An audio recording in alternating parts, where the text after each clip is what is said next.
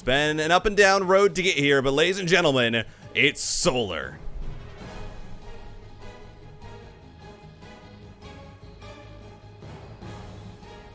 And the bottom right in the red, and this team kill on Moondance. His name, the greatest Terran to walk the earth. It's Maru.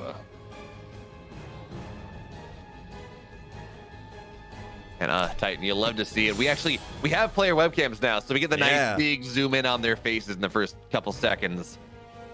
Top tier production there. Yeah, no, we absolutely love it. We didn't get it in the last series, but now we do. It'll be refreshing. I always find it interesting when you can see the reactions sometimes when certain things happen, and that always is very cool to see kind of the mindset that players are in based on their reactions. Look at this from Maru. 2 barracks wall off at the bottom here is going to secure him 3 bases essentially. This is I mean, I like this opening here from Maru, and I imagine this is probably going to be Reapers off the back of this, so is going to also get a little bit of aggression. This is very kind of a throwback old school build here. I mean, it's only single gas, though. So normally if you're going 2 barracks Reaper, you get that double gas play. That's true. Interesting. This is a very special build. And by a very special build, I mean a build that Special likes to do for the most part. Not that it is. I mean, it's also a special build in the normal way. But what this does, of course, Moondance is the shortest map in the pool. So by putting your barracks at the natural there, your rush distance is insanely short. But it looks like, yeah, this will be double barracks Reaper off of that single gas. So Maru greeding out pretty hard behind this. I gotta assume we're gonna see the natural go down fairly quickly behind this. And the question now is whether Solar is going to realize what is happening. Now, the Reaper will show up roughly at a reasonable time. It's a little slow, but I wonder if that by itself is going to be enough to tip Solar off. Yeah, I mean, the real thing is the fact that it's just more Reapers off the back of it. This is a very well executed build here by Maru. He knows his timing. He knows the gas count. Not able to focus down that first drone just yet. Is now going to be backing up. And that second Reaper is now seen by the Overlord. So Solar now has his first confirmation, the fact that this is in fact 2 barracks Reaper. Maru very dangerous here, but gets up to the top of the ramp where that creep is not. Manages to snipe off one of the, 2 actually of the Zerglings, and then has to get on out. It's only gone up to 3 Reapers. Is going to stop there for now. Doesn't want to commit too much more. And immediately with the factory back at home, expansion coming down, and it looks like Maru is going to look to transition probably pretty normally off of this into something like a 2-1-1. I mean, that makes a lot of sense, right? When you open so low on gas, you don't want to build a lot of Reapers if you want to have any sort of tech progression. So Maru on 3. It's enough to 2-shot workers, which is always nice, and put pressure on the Queen as well. But oh, nice Zergling positioning there. Reapers, I love what we're seeing from Maru though. He goes up, takes half damage on the Reaper, kills some Lings, goes back down, and there really is not a lot that Solar can do from that at the moment. I mean, also got to point this out. This is very much a build order. I'm not going to say a counter, but at least stylistic superiority maybe against what Solar does. Solar loves the delayed clash opening, which means a 4-minute speed, 4-minute Zergling speed instead of 330. So that means the Reapers, they're gonna have a lot more time on the map where they can be effective. One Reaper gets very low, but the KDA charges are nice. Oh, Solar gets 2 of them though, and now, well, I mean, 1 Reaper does something, not really enough, and with only 4 Lings in a drone, it's not enough. Maru, he wanted more. Yeah, no, definitely not worth the investment there of the gas as well for Maru. And the fact that you now only have 1 Reaper, it's essentially going to be relegated to scouting duty, trying to keep tabs on where units are. But it is going to be the 2-on-1 follow-up from Maru. So Stim is on the way. Actually, double Hellions. This piece of starport is slightly delayed, so it might just be Maru walking across with a very low medevac count, but the Hellions to bolster these Marines because he knows that it's just going to be the Zerglings out from Solar. But for Solar, I think he's going to feel pretty comfortable. He knows that it's the double Rax is producing. He knows that its stim pack is not done yet. And so behind this, it's just been constant drone production. He's already going to be up to 52 or 54 drones very shortly. And this 3-base Zerg is going to feel very comfortable now, then switching into Zerglings. You talk about the Hellions. This really is just a variant of the TY 2-1-1, where instead of... We do have an additional variant. We'll talk about that in a second. But with the TY 2-1-1, you do get that 3rd base. Maru does have his 3rd base on the way. You do get those Hellions. Of course, the TY version doesn't go open with Reapers, but that is a Moondance specific setup. But the other interesting thing, we have Hellbats on the way behind this. This is a lot of power from Maru. Now, he does not have E-base. or if he does, we're not seeing upgrades getting started out of them just yet. So that is the sacrifice by getting the armory, by getting these Hellions, by getting the third base, by getting those Reapers. But, well, this is going to be very scary for Solar. He's got his Banelings just done right now, but he needs to start morphing Banelings immediately. Here we go. 6 Banelings are on the way, and this seems like they should be done. 8 Banelings now. It should be done in enough time for the pressure for Maru to happen in earnest. Spores get forward. Queen starts to move forward here. It seems like Solar has everything he needs to make sure this happens, but target fire is always a powerful mitigating factor here, as now the Queens for the moment healing themselves up here. Ling's trying to get this around. Banelings get a couple decent connections to start, but no one really seems to want to commit up this ramp. Not too hard, so Maru, he dances forward. I think he gets a Queen, backs up, and the game goes on. Yeah, I mean, it's very hard for the Banelings to commit in with the Hellbats still there. Maru doesn't want to stim his Marines forward too far, because then the Banelings have that opportunity to get the connections that they're looking for. You end up just saying, all right, you have enough units to hold this, and so I'm just going to play it safe. I'm not going to commit too far in, but, you know, Maru just tried to keep up the pressure and did a good job of that, did force Solar to at least respond, and so the Zerg's economy is not wildly out of control. It's still 64 workers for Solar. He's going to look to take a 4th base, so he's in a very, very comfortable position. Maru still does need to be active on this map, and a cancel on the 4th is a good start to that. Just going to make sure that Solar can't push that economic advantage too far. And now actually Widowmines to bolster this. Maru feels a bit more comfortable pushing because now is that additional splash damage mixed in. And remember, this is 3 hatch versus a 3 base Terran, so Maru's economy is great. His upgrade timings are very nicely done here as the Widowmine goes off. 1 Queen not going to get target fired down. A bit surprising to see Solar having tried to take the 12 o'clock base, but maybe trying to sneak that away from Maru. But Maru, he gets good trades. His economy is equal to the Zerg. Yeah. He's on 63 workers. He got, actually, it's better. He's got triple mules, and the Zerg is not on that 4th base. So the pressure's working out for Maru. His economy is working out well. His upgrades are really well timed against the quicker evos that came in from Solar. The creep spread from Solar is not incredible either. Now the Lings are going to run forward. Maru does have to pick up your run away a little bit.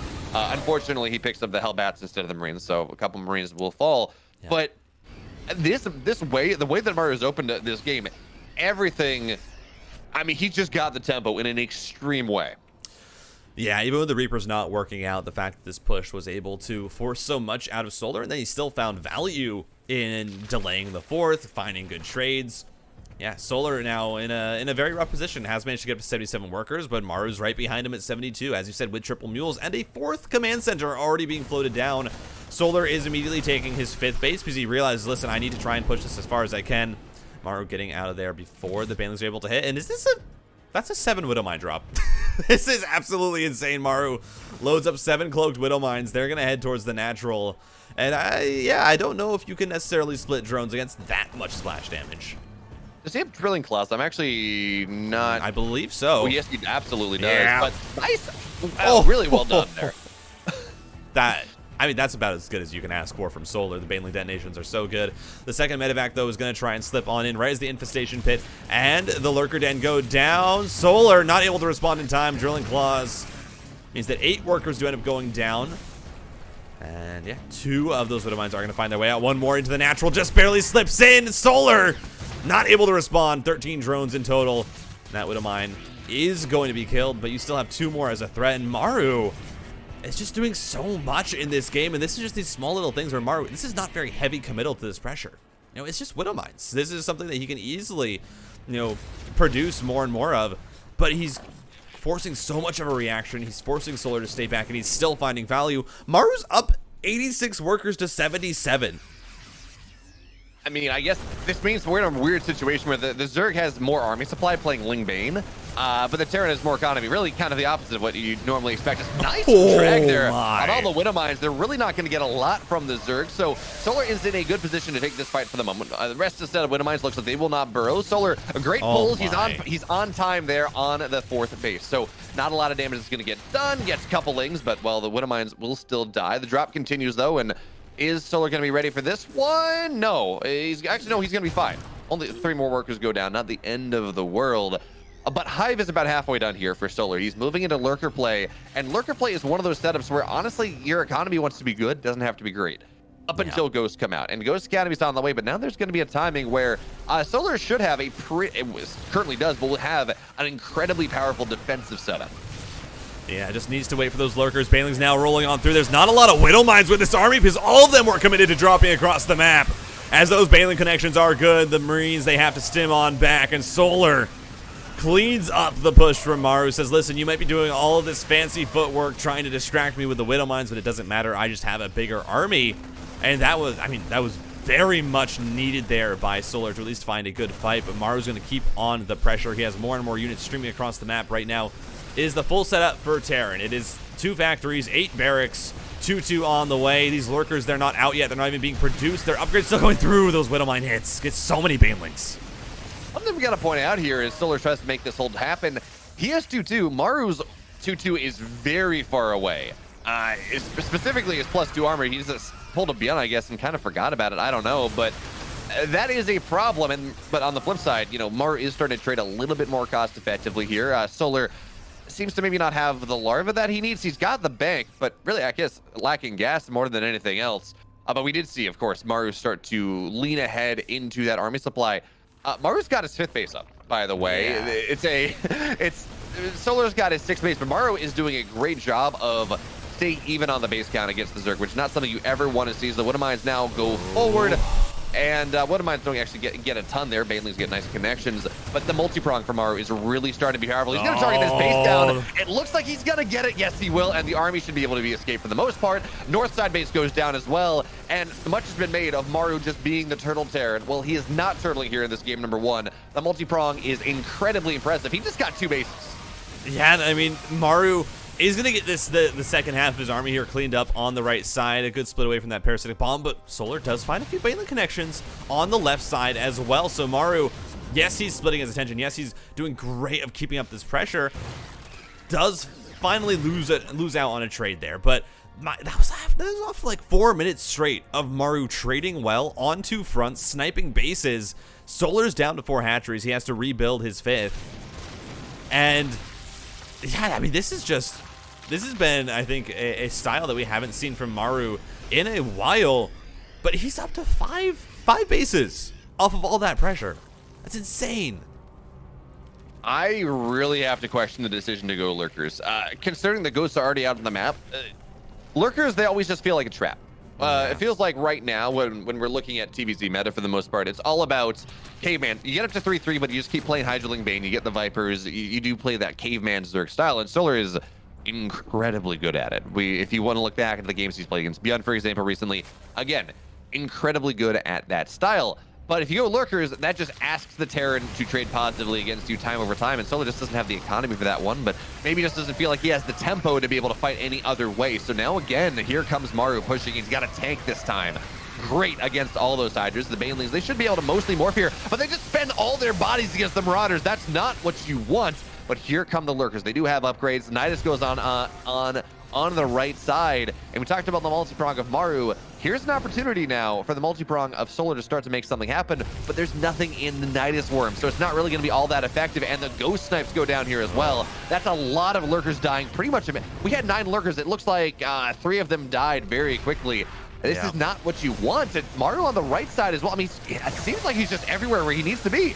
Yeah, I mean, Baneling's rolling on in, but again, the Marauders stay stoic. The rest of the units are pulled back. The Banelings, they eventually start to find some good connections, but now they're all sniped off. The Lings can't fight straight up. The Lurkers, they go into the Nidus. They're going to try and find some damage here as that Ghost, just barely dodging those spines, is going to be able to stay alive. But Maru, he's on 6 bases. Solar, he needs to find serious damage as a few of the Lurkers are sniped away.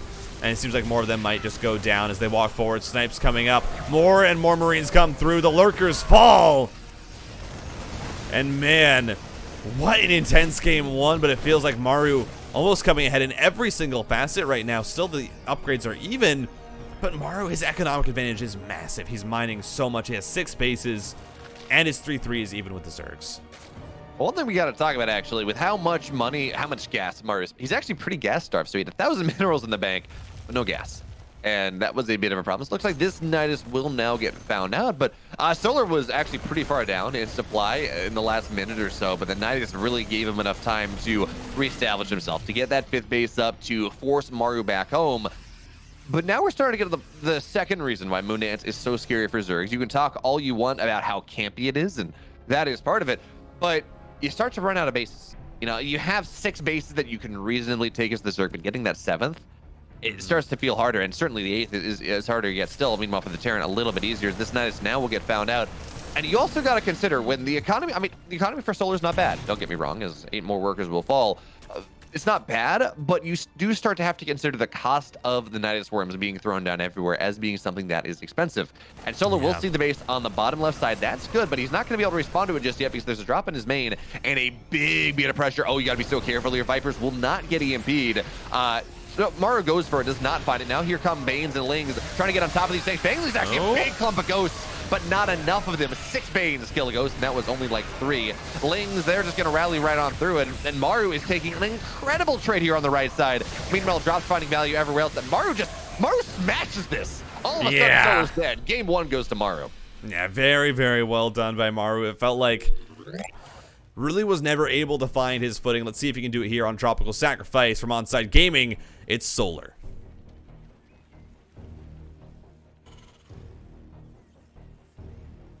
His opponent on the bottom left in the red. He's up 1. Relentless pressure on Moondance. Let's see if he can do it again. He's Maru.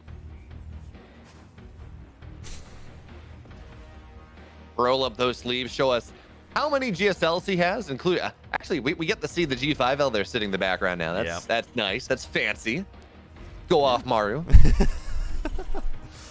It is. Yeah. It feels like it was only time that was stopping him from getting that trophy, and now it feels good to see it there. You know, he absolutely deserves it. I think the best Terran that StarCraft 2 has seen, and you know, it was cool. We saw both players there, you know, doing their little early game warm-ups. Solar taking a sip, Maru rolling up the sleeves. They're both ready, and as we were saying, this feels like a Maru who is feeling very good. Like, this does not feel like a Maru who's playing a long game because he wants to drag it out to a place where he's more comfortable with, or he doesn't want to like really stress himself out at all. No, this feels like a Maru who is just playing as he wants to. He's playing aggressive. He's playing. It feels very loose and very free, and everything just seems to be, at least in that game 1, was just working like a well-oiled machine.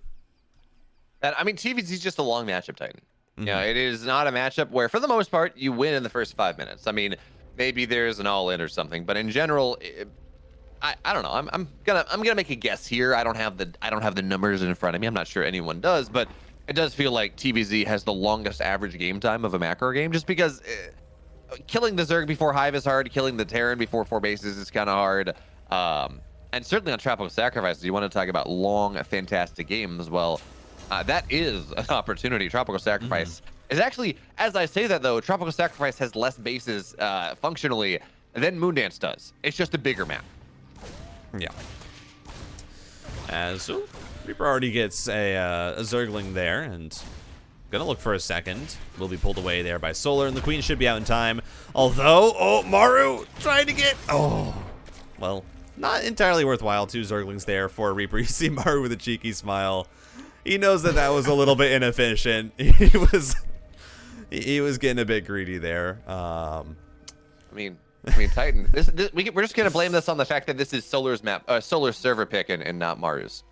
Yes, yeah, that's very, very true. I think Maru's still amused with himself, just looking at his face.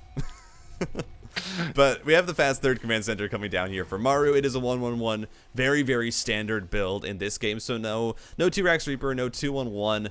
I think Maru looked really good with the 2-1-1, and I mean, that makes sense if you think about Maru and that build. There have been so many tournaments where he's just come in and beaten absolutely everybody with variations of a 2-1-1, and he never plays it the exact same way. He always has different ways of approaching it. I mean, I'm thinking back to King of Battles, what, 3? Was it? Or was it King of Battles 2, where Maru just comes in and, 2-1-1s absolutely everybody and wins every single game with it. Maru did not win King of Battles 3. So yeah, it was 2. Yeah. With, probably one of the best grand finals of all time. That was Maru and Cyril. But Hellions for now, they're on the map. Maru, he's not going Hellion Banshee. He's not going Hellion Reaper.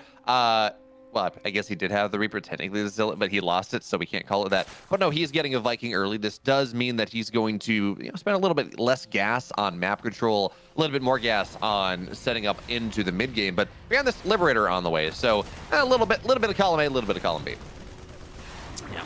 Viking going to be able to clean up that scouting overlord. Not much information given over to Solar, who was already ready to sacrifice that, so is not going to get supply blocked. Interesting, that Liberator. We're going to see how much damage that can get done. Obviously, it's not a unit that you will see every single game in TVZ. Some players will mix it in occasionally here to try and throw off their opponent. You know, it's maybe a bit safer, a bit less micro-intensive than something like a Banshee, and you still manage to get a chance to have that harassment. But double engineering bay on the way, stim pack as well. Maru on these 3 bases, it feels like is just going to be gearing up for a very strong timing attack. Zergling is sniped. Yeah, no scouting information here for Solar. He's tried now twice and really is not getting anything from Maru. That can often just be a warning sign in and of itself. Oh, the Terran's really trying hard to deny scouting from me. Maybe I need to be worried, but the only thing that Solar has to be worried about is the fact that Maru is he's playing your standard setup. He's got 1-1 on the way. He's got stim. He's got his 3rd base. I mean, this is as standard gets coming in from our Terran players. The Vikings, Viking will fall. Maru chip clicked onto that one, so a little. It's not quite a Pult Viking here, Titan. It's a Maru Viking, and I don't know. Hellions, though, they're going to try to dive in. Drones have to get pulled away, and nice target fire there from Maru. The drone that was going to build the Evo chamber, that was going to block him out, actually goes down, but at the end of the day, not all that bad. But Liberator seems to be getting a little bit of damage in the main base. Ling counterattack on the other side. Gets a lot of Marines, actually. Oh. STV's falling as well here. This never gets this much damage done, so all the damage that Maru just got, it's gone. It's dusted. Solar absolutely makes up for it in the scout, in forcing the Hellions back home, getting 3 SCVs, and getting a couple Marines as well. And the game state goes right back to even. Yeah, but I think the real worry here for Solar is going to be the fact that it is this 8 racks on the way for Maru. This is the same build that Clem used in group stages to beat Solar in their incredible 3-game series and to advance in first. This is the build that Solar struggled to hold. Maru is going to be 3-base pressure. It's going to be very, very heavily committed on this 3-base. You need to find damage with it because that 4th is severely delayed when you're going for this build. It's going to be with 1-1. Armory on the way so we can start that 2-2 immediately, and we're going to have to see how much damage Maru can get done with this. I mean, it's definitely a situation where I think that group of Marines going down is going to hurt, but Maru should be able to make it back up very quickly. And certainly, it just delays the pressure from Maru a little bit. It forces him to kind of stare at his navel a little bit, sit back at home, and then move out a little bit more. So we got a drop from Maru on the left. Liberator, again, moving out on the right side. That is the Liberator from earlier that went back and repaired itself. And the big deal, Maru's going to be able to find his way up that ramp before the rocks go down. So this is now a very scary pushing position. Halbat's morphing in as well. Liberator's not going to get a lot of damage done, but Bailey's speed is only halfway done here. Maru, he's going to actually get jumped upon, so the Halbats will fall, but Solar off-screen's got to be careful, got to pull the Bailings back. But this position now that Maru has found, not nearly as powerful as it once was, and the Liberator falls here as well. Solar is holding this masterfully, at least the first level of aggression, but certainly, you were talking about this, there is more where that came from. Although I'm not convinced this is an 8 racks. I'm looking at things. Yeah, I thought I saw additional barracks in the production tab, but my eyes may have been lying to me. I thought I saw that Maru had gone up to 8, but it might just be the 5 racks for now because that's the second factory on the way, which is indicative of the fact that you're not going to be spending a ton of money on that bio production. And there we go. Yeah, 3 more racks. So Maru is now going up to the 8 racks. It is a little bit delayed. It's not the super heavy 8 racks pressure. That was a misread on my part, but it is going to be eventually coming. It's behind a 4th base, though, so it's a lot safer. It's a lot more macro-oriented from Maru, as Solar is in a much better position this game. 84 workers to 67. He's not behind the Terran in that worker count. He's ahead in supply. And as a Zerg, that's a very good, that feels good position to be in. As Maru is still trying to keep on the pressure, but he's mostly focused right now on getting up his own 4th base, and then looking towards applying pressure as what mines do go off. Massive connection there onto the Zerglings, and now going to deny that 5th base from Solar. This game's a bit more of a slow roll from Maru compared to game 1. Yeah, decent drop pressure, but it's tropical. This is a pretty good Terran map if you're able to go to 5 bases. It's hard for the Zerg to get the 6th base. is kind of how it goes when you start trying to take that bottom right side. But it's also hard for the Terran to push through in the middle. It's not nearly as fast as a Moon Dance or an Inside or Out or something like that. So we're just looking for little bits of advantage here or there as he moves into the late game, gets his 2-2 up, gets his ghosts on the way. But he is starting to bring his army together a little bit more. And his +2, his 2-2 is, well, at least +2 attack is 10 seconds from completion. So this is going to be the timing, it looks like, where it seems like Maru does want to bring this army together. But Solar is going to be in at least a decent position to defend this. He's maxed out, he's got all his upgrades, and his creep spread, it's not incredible, but it's not bad either. So Maru, he's got the army in the front, but he's trying to distract Solar. So when a mine drop goes off, 9 workers go down, maybe a little bit more. There we go, that's 12, and in the natural, even more still. 20 workers now dead. That was massive. I mean, Maru has been relentless in both games with the Widow Mine drops. He's just been pushing them out, making sure he finds connections, but has to back on up. Widow Mine hit is massive again, but there's still so much here for Solar as the Banelings try and roll on in. Maru stimming it back. I mean, eventually he's going to have to pick up as the Baneling does find a good connection, but still Maru finding some amazing trades here.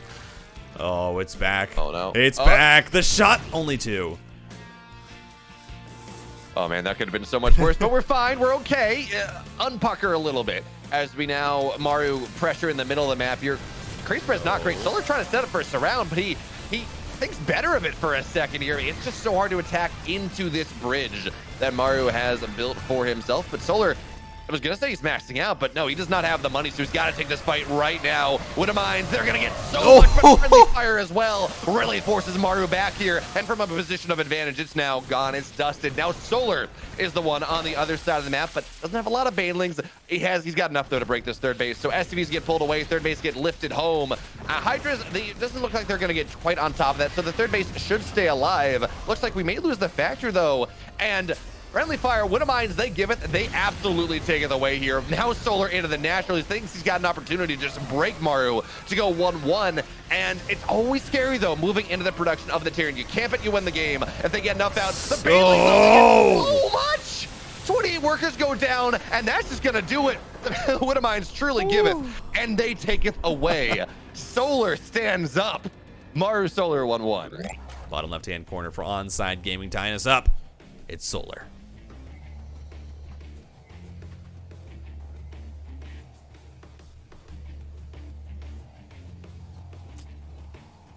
In the upper right, though, I mean, he was in a great spot until the Widow Mines arrived, but sometimes, again, Widow Mines, they're not always your friends. He is also for Onside. It's Maru. And Titan, you talk about Waterfall as this terrifying map. The numbers don't bear that out. Solar, actually, in interviews, he's talked about how he thinks Waterfall is actually pretty good for the Zerg, and actually, numbers bear that out across, what is this, 234 games played in WTL, DreamHack, this tournament, TSL, GSL, Home Story Cup. Terran's only winning the map at a 45% clip. It is plus 10, it is +5, +10% favored for the Zerg, depending on how you want to talk about it. Waterfall is actually a pretty good Zerg map because you're actually able to see a lot of what we saw Solar do in that last map, where the Zerg wins one fight and they just flood across the map. Meanwhile, their third base not quite as pressurable because there's not a ramp through the middle of it.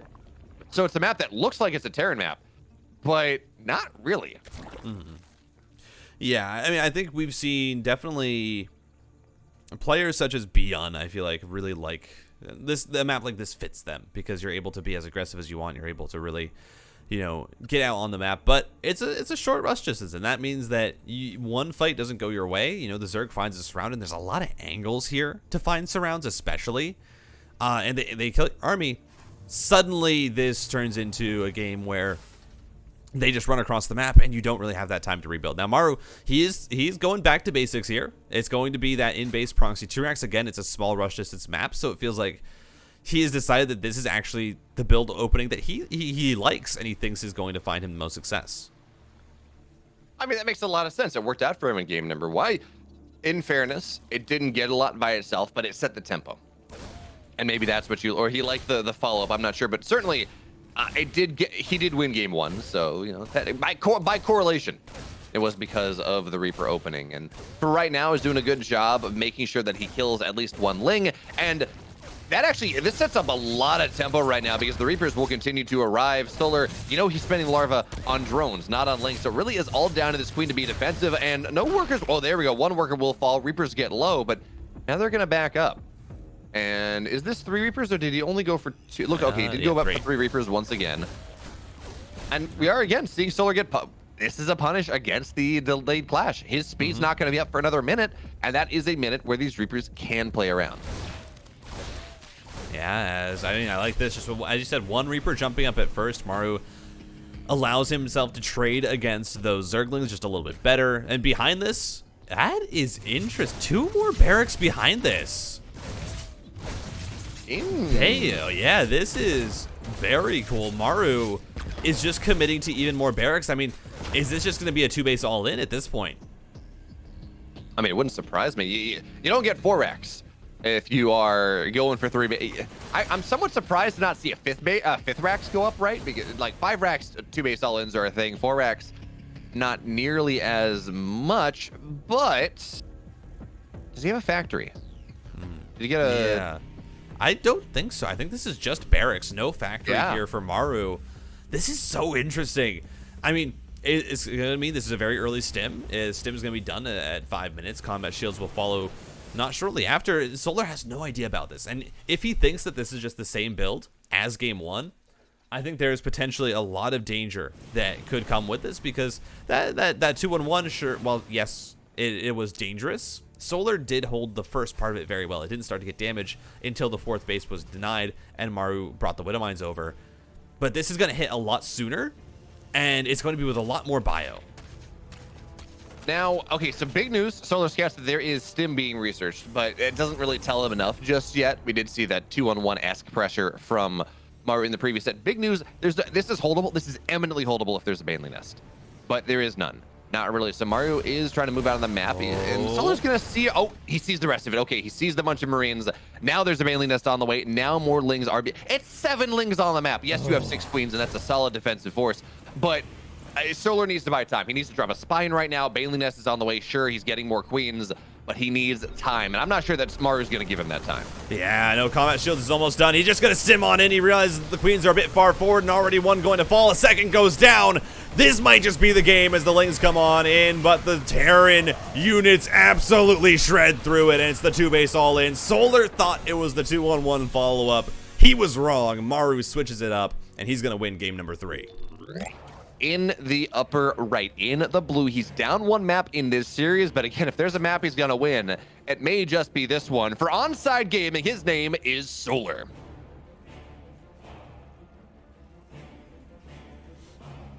And in the bottom left, ladies and gentlemen, he's up 2-1. 1 more win and he advances from Onside Gaming, the reigning GSL champ. It is Maru.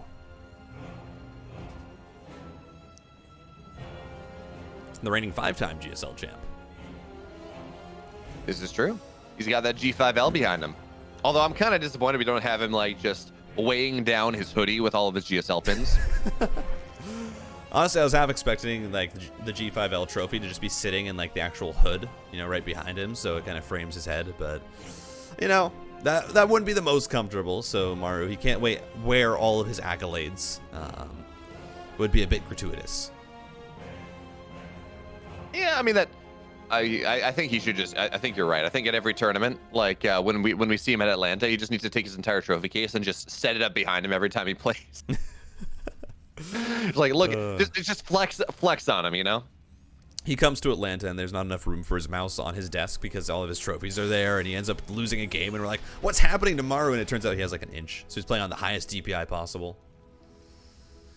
I mean, I'd buy it. All I'm saying though, like, actually bring the shelf, like, or you know, like in WWE or something, or any sort of fighting sport where they have, if you have a belt, you have your entourage that like holds the belt up behind you. Yeah.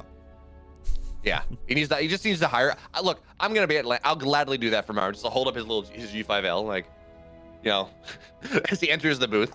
I think that's a good idea. I think we need to make that happen. Add more pageantry to StarCraft. I mean, yeah. I mean, Bama, if you're gonna be in Atlanta, you could be that person. You could be the entourage. Think about it. Okay, so Note to self: if Maru wins the series, interview question: Hey Maru, can I like parade your G5L around in Atlanta? Yeah, I think that would be an appropriate question to ask in an interview. But we have the Reaper coming out, standard build here from Maru, so is not going to be doing that 2 racks again. Not surprising. That feels like again a build that's very specific to those 2 maps in particular, in Moondance and Waterfall. So Maru just going back to basics here.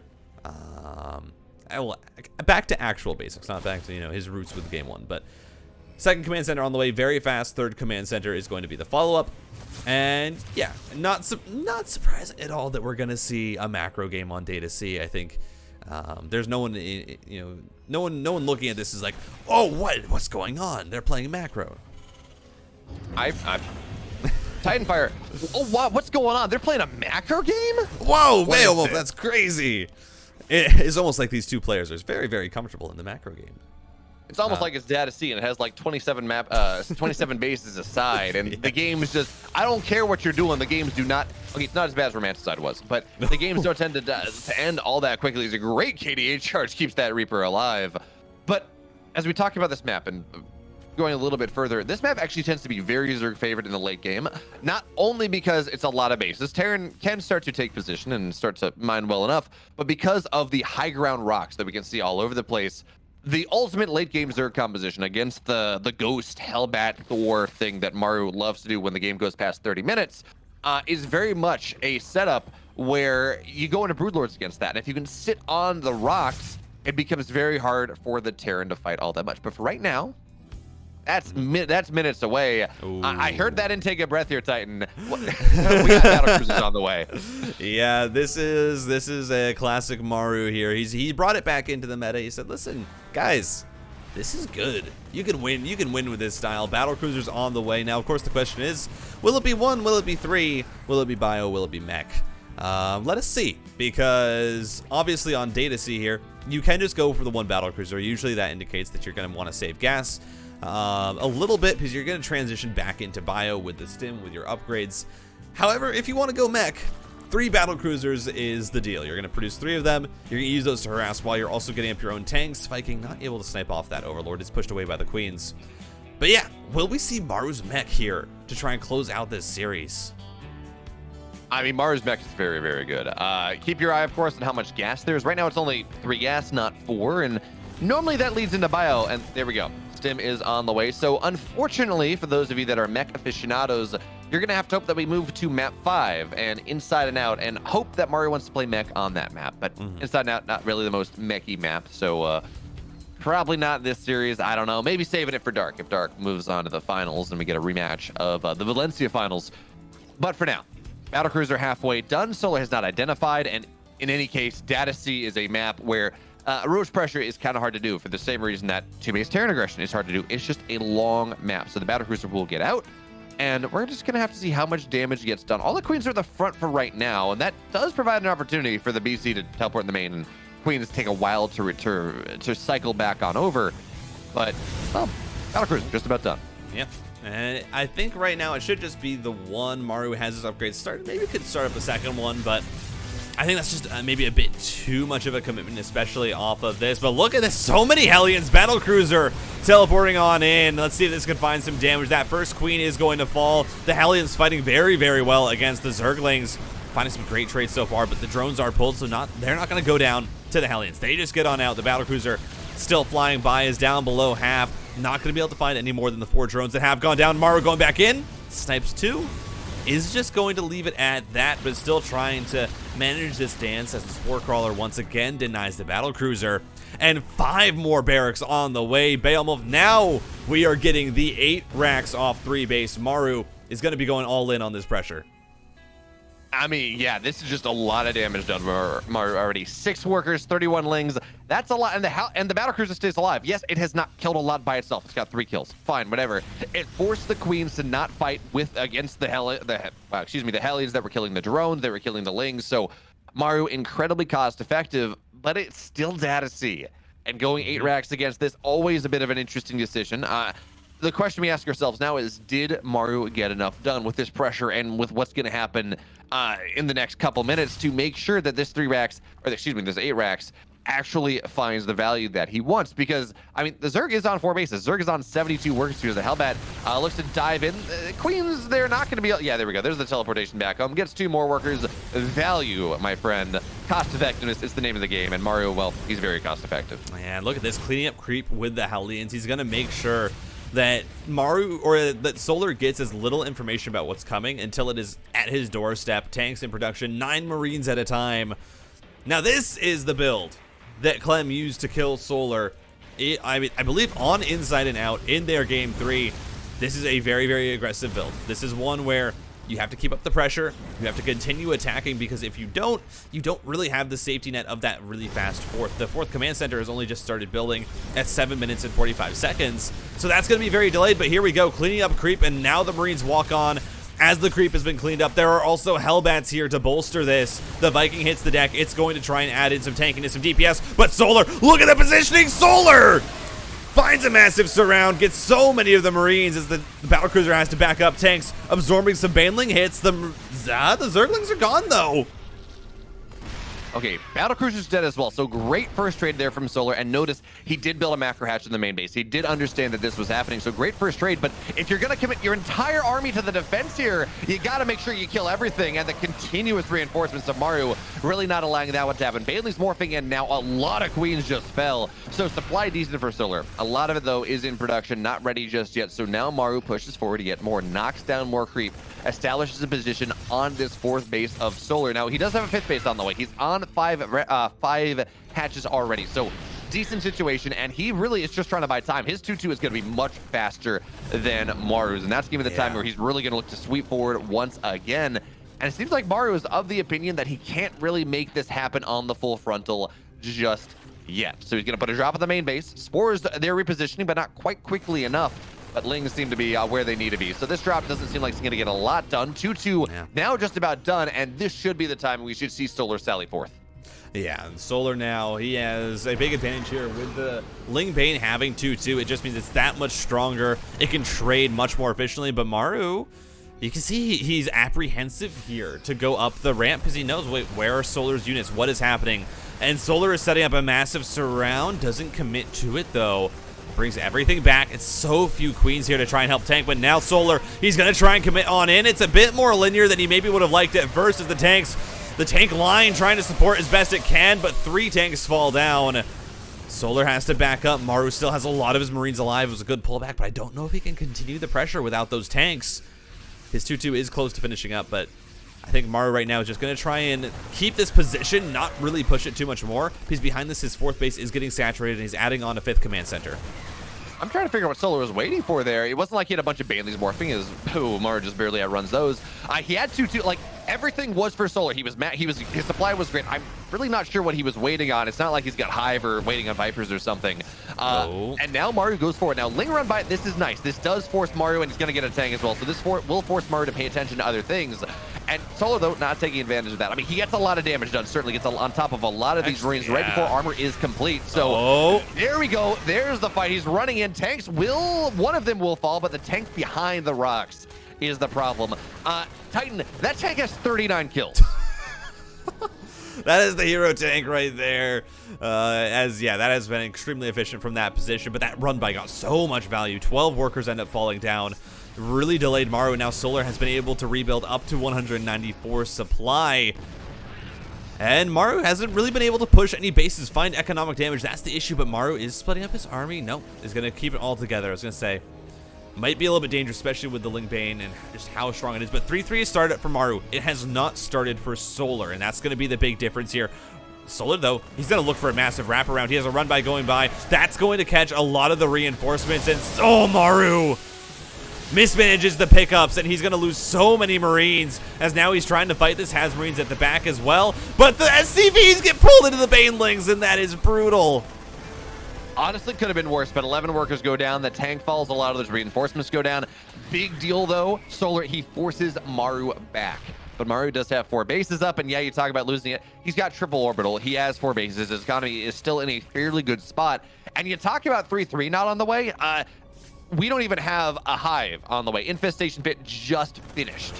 So Solar, this is starting to feel like those TVZ, granted there are no mutas, it's Hydras this time, but this is starting to feel like a HOTS TVZ where the Zerg just has to endure for a long time, where the Terran has 3-3 and the Zerg does not, and that is so hard to do. The Bailey's, they go off creeping Maru, but the surround actually on the backside, it's a bit asynchronous though. The fight at the front, then it hits the reinforcements, the surround comes on the backside. Oh, it's so close. Because Solar smashes Maru. Even still, the army is dead, that tank positioning now gone, and finally Solar can knock those rocks down. That pushing position that Maru has been dealing with for forever, not enough, but still, 48 Maru got 48 Banelings down despite how good that fight was. Yeah, I mean, you said it was a bit off time there for Solar. The flank didn't come in until after the initial fight had started. Still, he just has so much that he's able to bowl through Maru's army. But now we have the 3-3 coming through, and this is where it gets very, very hard for Solar to continue to find efficient trades, as you also are going to have +2 for those tanks, and that just means that they're going to do even more damage. They're going to one-shot these Banelings, they're going to one-shot the Zerglings, as here we go, another fight coming through. It's so many Banelings, but the Zerglings, they're all gone. Can Maru split well enough? I mean, Maru's splits are immaculate. There's just so much here for the Zerg, but now it's just the Hydralisks left, and the Hydras, Beo, they don't fight that well against tanks and Marines, especially down upgrades. No, they don't, but that concave for Hydras, as long as they're outside of tank range, actually fairly nice here. So Solar milking this 15-20 army supply lead. His hive is now done, and he's not getting 3-3 to start. He's getting adrenal glands, which if you're low on money, as Solar is at the moment, yeah, get adrenal. It's effectively an additional +3 on those lings, and that does make a lot of a difference. The Vipers as well. We don't have a Ghost Academy, I don't think. Maru, no. You talk about all in on, he's kind of almost, well, no, he's got a 5th base on the way, never mind, but this pressure, again, at least from a tech perspective, kind of has them all in on the position that he's in. So Solar setting up a surround once again. The Liberators here make this fight even scarier, but Solar, it's not terrible. And we're going to see him pull the trigger. Looks like, yeah, there we go. Coming in from 2 sides. Liberators, they're the one thing that Maru has that really makes this scary, because the tanks are going to go down fairly quickly indeed. Banelings on the back. The high ground. Maru, though, the target fire. They get every single Bane, but now the Hydras, they're going to have to take a fight, but they're not going to be able to take that fight. Solar does not have the upgrades that he needs, and Maru, in 14 minutes on Data C, the best game of the series, he takes game number 4. We got a TVT in the semis. Yeah, I mean, Maru, he was prepared. Mind you, he scanned that flank. He had his reinforcements actually set up to the high ground, the tank set up there as well, and he just takes the best engagement possible. Extremely well done. Solar, though, put up one hell of a fight there in that last game to try and stay alive. It was not enough, though. Maru's TVZ is just that good.